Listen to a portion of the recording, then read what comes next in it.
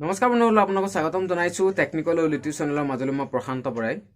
আপোনালোকৰ মাজলৈ এটা গুৰুত্বপূৰ্ণ খবৰ লৈ আহিছোঁ। যিসকল তেওঁ হাইস্কুলৰ টেট পাছ কৰি থৈছে আৰু বৰ্তমান যিসকলে অনলাইন আছে, সেই অনলাইন যিসকলে ফিল আপ কৰি আছে সেই টেটৰ বৰ্তমান পাৰ্মানেণ্ট পোষ্টৰ কাৰণে, লগতে যিসকল LP আৰু UP টেট পাছ কৰি থৈছিলে আৰু তেওঁলোকে পাৰ্মানেণ্ট পোষ্টৰ কাৰণে বৰ্তমান অনলাইন হৈ আছে, সেই অনলাইন কৰি আছে, তেওঁলোকৰ কাৰণে যথেষ্ট উপকৃত হ'ব। লগতে যিসকল কেণ্ডিডেটে বৰ্তমানো DLED কৰা নাই,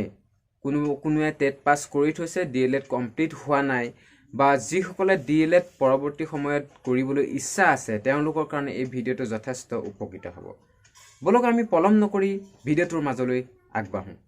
ডাঙৰ খবৰটো এইটোৱে যে বৰ্তমান হাইস্কুলৰ পাৰ্মানেণ্ট পোষ্টৰ এগেইনষ্টত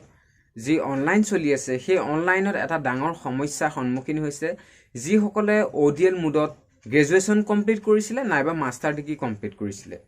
কাৰোবাৰ 50% নাছিলে, সেইসকলৰ কাৰণে অনিশ্চয়তাত ভোগা দেখা গৈছে। কাৰোবাৰ যদি গ্ৰেজুৱেশ্যনত 50% নাছিলে, তেওঁলোকে পৰৱৰ্তী সময়ত দূৰ সংযোগ শিক্ষা ব্যৱস্থাৰ আণ্ডাৰত অৰ্থাৎ ODLৰ আণ্ডাৰত তেওঁলোকে ডিব্ৰুগড় নাইবা গুৱাহাটী বিশ্ববিদ্যালয় নাইবা কৃষ্ণকান্ত সন্দিকৈ বিশ্ববিদ্যালয়ৰ আণ্ডাৰত মাষ্টাৰ ডিগ্ৰী কৰিছিলে নাইবা গ্ৰেজুৱেশ্যন কৰি লৈছিলে, আৰু সেই গ্ৰেজুৱেশ্যন বা মাষ্টাৰ ডিগ্ৰীসমূহ 50% এবভ আছিলে বা কাৰোবাৰ 50% আছিলে। এতিয়া কথা হ'ল, যিসমূহ তেওঁলোকে সেই চাৰ্টিফিকেট লাভ কৰিছিলে, সেই চাৰ্টিফিকেটসমূহ বৰ্তমান এই ভেকেণ্ট পোষ্টৰ এডভাৰটাইজমেণ্টত সম্পূৰ্ণৰূপে লিখা আছে যে ভেলিড নহ'ব। সেয়েহে তেওঁলোকে যথেষ্ট অনিশ্চয়তাৰ সন্মুখীন হৈছে। কিন্তু পূৰ্বৱৰ্তী সময়ত টেটৰ এপিয়াৰিঙৰ কাৰণে, টেট পৰীক্ষাৰ কাৰণে তেওঁলোকে সেই চাৰ্টিফিকেটসমূহকে তাত এপ্লাই কৰি সেই টেটসমূহ অৱতীৰ্ণ হৈছিল আৰু পৰৱৰ্তী সময়ত উত্তীৰ্ণ হৈছিল বহু সংখ্যক। সেই গ্ৰেজুৱেশ্যনত 50% নথকা, কাৰোবাৰ মাষ্টাৰ ডিগ্ৰী 50% থকা যিসকলে ODLত কৰিছিলে, সেই চাৰ্টিফিকেটসমূহ আৰু মাৰ্কশ্বিটসমূহ আপলোড কৰিছিলে আৰু তেওঁলোকে সেই টেটত বহাৰ সুযোগ লাভ কৰিছিলে, সুবিধা লাভ কৰিছিলে। কিন্তু বৰ্তমান ৰেগুলাৰ পোষ্ট আছে, সেই ৰেগুলাৰ পোষ্টৰ পৰা কিন্তু তেওঁলোক সেই এপ্লাই কৰিবৰ কাৰণে সেই বঞ্চিত হৈ পৰিছে, সেই 50% নথকাৰ কাৰণে। যদিও তেওঁলোকৰ ODLত 50% আছে, কিন্তু ODLৰ চাৰ্টিফিকেট বৰ্তমান একচেপ্ট কৰা নাই। এতিয়া এই সমস্যাটোক লৈ যথেষ্ট সংখ্যক হাজাৰ হাজাৰ কেণ্ডিডেট ইয়াৰ পৰা বঞ্চিত হোৱা দেখা গৈছে। সেয়ে এই ব্যৱস্থা, এই ব্যৱস্থাটো পৰৱৰ্তী সময়ত কেনেদৰে সমাধান হ'ব বা কেনেদৰে সমাধান হোৱাৰ পথত, সেয়াও এতিয়ালৈকে সিদ্ধান্তত অহা নাই। সেয়েহে তেনেধৰণৰ যিসকল কেণ্ডিডেট আছিল, সেই কেণ্ডিডেটসকল এইবাৰ এই ভেকেণ্ট পোষ্টৰ পৰা বঞ্চিত হৈ পৰিব নেকি, সিও এক আশংকাত ভোগা দেখা গৈছে। বৰ্তমান LP আৰু UPৰ কাৰণে 5043টা ৰেগুলাৰ পোষ্টৰ ভেকেঞ্চি এডভাৰটাইজমেণ্ট হৈছিলে, আৰু সেই এডভাৰটাইজমেণ্টৰ এগেইনষ্টত যিসকলে অলৰেডি 12 তাৰিখৰ পৰা অনলাইন চলি আছে, তেওঁলোকে ৰেজিষ্ট্ৰেশ্যন চলি আছে, সেই ৰেজিষ্ট্ৰেশ্যন কৰি আছে আৰু 26 তাৰিখে সেই ৰেজিষ্ট্ৰেশ্যন সম্পূৰ্ণ হ'ব। ইয়াত যিসকলে DLED কমপ্লিট হোৱা নাই আৰু যিসকলে BEd কমপ্লিট হোৱা নাই, বিশেষকৈ 4th চেমত যিসকল আছে, তেওঁলোকে এক দাবী উত্থাপন কৰিছে যে তেওঁলোককো এই পোষ্টৰ এগেইনষ্টত এপ্লাই কৰিবৰ কাৰণে অনুমতি প্ৰদান কৰিব লাগে। ইয়াতো এক সমস্যাৰ সন্মুখীন হৈছে যে কেনেকৈ এসপ্তাহৰ ভিতৰত ডিব্ৰুগড় নাইবা SCERTৰ আণ্ডাৰত বা এনেধৰণৰ যিসমূহ ইউনিভাৰ্চিটি আছে, সেই ইউনিভাৰ্চিটিৰ আণ্ডাৰত সেই BEd নাইবা DLEDৰ সেই ৰিজাল্টসমূহ কেনেধৰণে দাখিল কৰিব আৰু মাৰ্কশ্বিটসমূহ কেনেধৰণে প্ৰদান কৰিব, তাতো এক সমস্যাৰ সন্মুখীন হোৱা দেখা গৈছে। এই সমস্যাবোৰক আঁৰত লৈ যথেষ্ট বিসংগতিপূৰ্ণ হোৱা দেখা গৈছে। যদিহে সেইসকলক এপ্লাই কৰিবলৈ দিয়ে,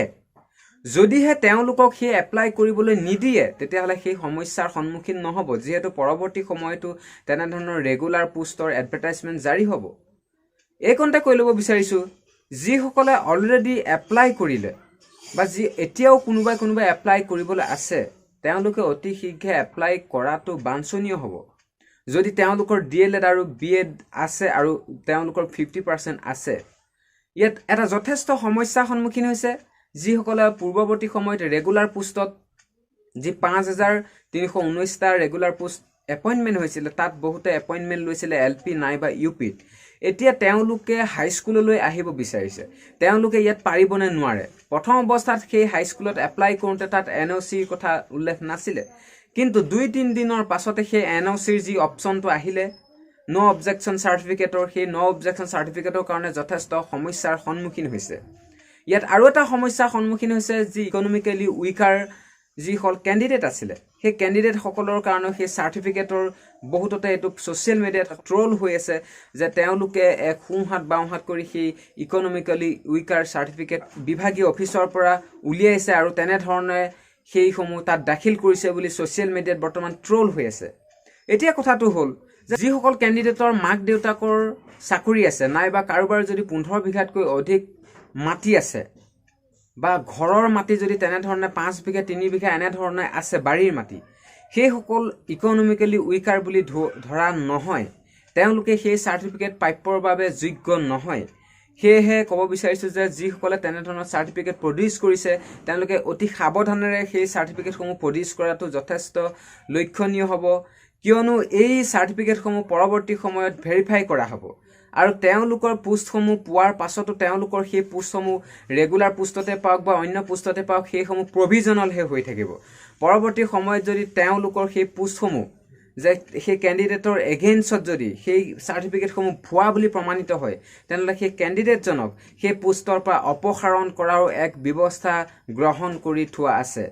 যদি কোনোবা তেনেধৰণৰ কেণ্ডিডেটে এপ্লাই কৰিছে তেনেহ'লে সেই চাৰ্টিফিকেটসমূহ এপ্লাই কৰাৰ আগত 10 বাৰ নিজেই ভাবি লোৱাটো বাঞ্ছনীয় হ'ব বুলি ভাবোঁ আৰু যিসকল ৰিয়েলি ইকনমিকেলি উইকাৰ অৰ্থাৎ তেওঁলোকৰ মাক দেউতাকৰ চাকৰি নাই নিজস্বভাৱে কোনো ইনকাম নাই তেওঁলোকৰ যি 1 লাখ টকাৰ তলৰ ইনকাম আছে যদি বছৰেকীয়া বা তেনেধৰণৰ যিসকলৰ ঘৰৰ মাটি কম আছে বা খেতি পথাৰৰ যি মাটি আছে সেই 15 বিঘাতকৈ যদি কম আছে বা সা সম্পত্তি নাই তেনেধৰণে সেই কেণ্ডিডেটসকলে ইকনমিকেলি উইকাৰ চাৰ্টিফিকেট লাভ কৰিব এইকণতে কৈ ল'ব বিচাৰিছোঁ বৰ্তমান DLEDৰ কাৰণে অনলাইন হৈছিলে সেই অনলাইনৰ ডেট কিছু দিন এক্সটেনশ্যন কৰা হৈছে যিসকলে বৰ্তমানো সেই অনলাইন কৰি আছিলে বা সেই DLEDৰ কাৰণে অনলাইন চলি আছিলে সেই অনলাইন প্ৰচেছটো কিছু দিনৰ কাৰণে এক্সটেণ্ড কৰা হৈছে সেই তেওঁলোকে তাত যিসকল ইচ্ছুক কেণ্ডিডেট আছে সেই ইচ্ছুক কেণ্ডিডেটসকলে সেই এণ্ট্ৰেন্স এক্সামৰ DLEDৰ যি এণ্ট্ৰেন্স এক্সাম হয় সেই এণ্ট্ৰেন্স এক্সাম দিবৰ বাবে নতুনকৈ আকৌ ফৰ্ম ফিল আপ কৰিব পাৰে যিসকলে এতিয়াও কৰা নাই যিসকলে গ্ৰেজুৱেশ্যনত 50% আছে নাইবা হায়াৰ ছেকেণ্ডেৰী আছিলে সেই হায়াৰ ছেকেণ্ডেৰীত যদি 50% এবভ আছে তেওঁলোকে এই DLEDৰ এই এণ্ট্ৰেন্সৰ কাৰণে প্ৰযোজ্য হ'ব আৰু তেওঁলোকে ইয়াত এপ্লাই কৰিব পাৰিব মই আপোনালোকক এখন নটিচ দেখুৱাই ল'ব বিচাৰিছোঁ বলক নটিচখন এবাৰ চাই লওঁ মই নটিচখন আপোনালোকক দেখুৱাই ল'ব বিচাৰিছোঁ এইখন হ'ল সেইখন notice it is information to all concerned that the pre entry test অৰ্থাৎ PET 2024 admission into 2-year diploma in elementary education অৰ্থাৎ DLED কোৰ্চৰ কাৰণে session 2020-2022 under SCERT Assam will be held on 18 October 2020 last date of submission of online application to appear in the pre-entry test 2020 extend to 30 September 30 September লৈকে এই পেট এক্সামৰ অনলাইনটো বঢ়াই দিয়া হৈছে তেওঁলোকে এই অনলাইনটো কৰিব পাৰিব যিসকলে এতিয়াও কৰা নাই আৰু 12 অক্টোবৰ তেওঁলোকে এডমিট কাৰ্ডসমূহ ডাউনলোড কৰি ল'ব পাৰিব